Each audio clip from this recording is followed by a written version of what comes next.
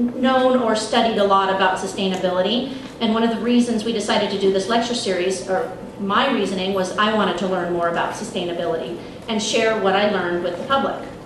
And so far they've been excellent, and I have to say that what I've gleaned from it all is that sustainability is a goal. It is not a set of rules that we follow and automatically become sustainable.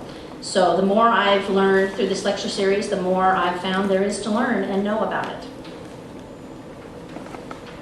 The cluster of businesses that we would like to locate in our industrial park, the idea is to add value to agricultural products grown in the region before shipping them out. And examples of some possible products include natural meats and cheeses, cereal breakfast foods, prepared flour mixes and dough, apple cider, pastas, and flatbreads. And this business cluster idea has a unique element in that it has a culinary tourism element. If you think of a business like Chucker Cherries, they actually do tours of their facility and have a retail element in the front. And none of this is really fleshed out for sure how it will look, but the idea is to also attract people to this ecologically cutting edge food processing park to tour and to buy retail products.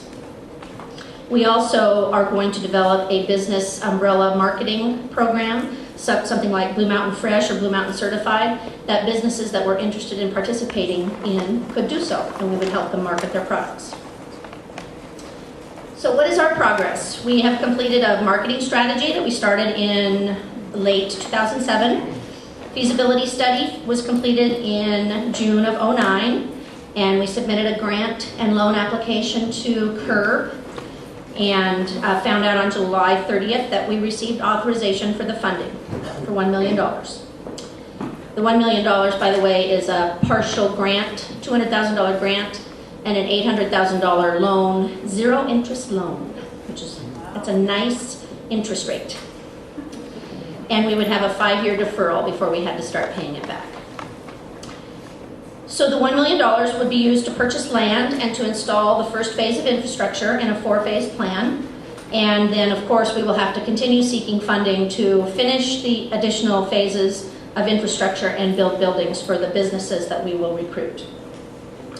And as soon as we have a place, we can start recruiting, and that is something that we have been lacking. But we now have a signed purchase and sale agreement for a parcel of land.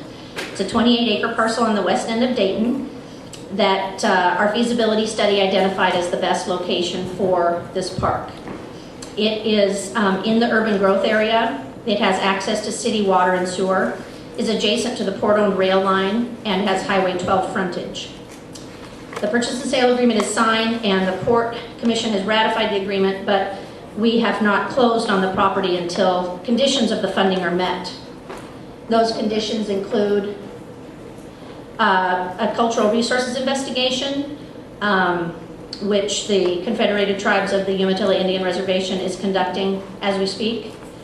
A SEPA checklist is being prepared, the land is being surveyed, and we have to provide evidence of matching funds. Here's some new slides. This is a picture of the property. Whoops.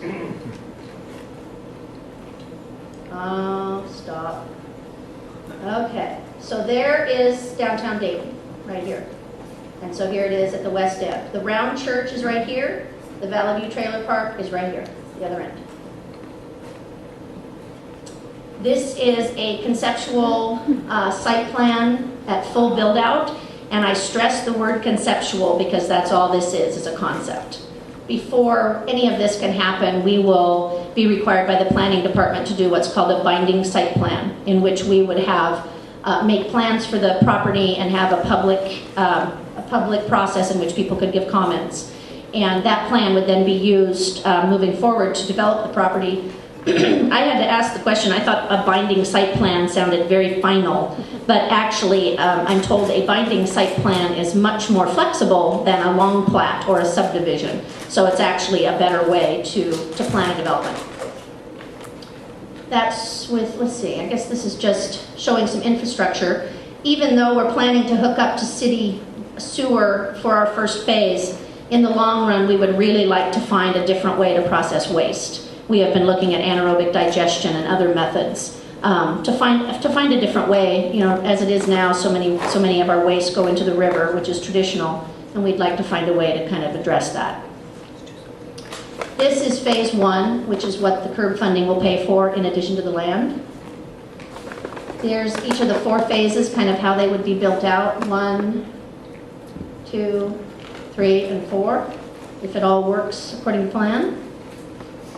There's a conceptual drawing. The idea is to design the buildings to fit the architectural heritage of our community. I don't think we've determined yet whether it's going to be the Victorian heritage or the farm heritage or a combination of both. In most of the conceptual drawings we have thus far, it's a combination.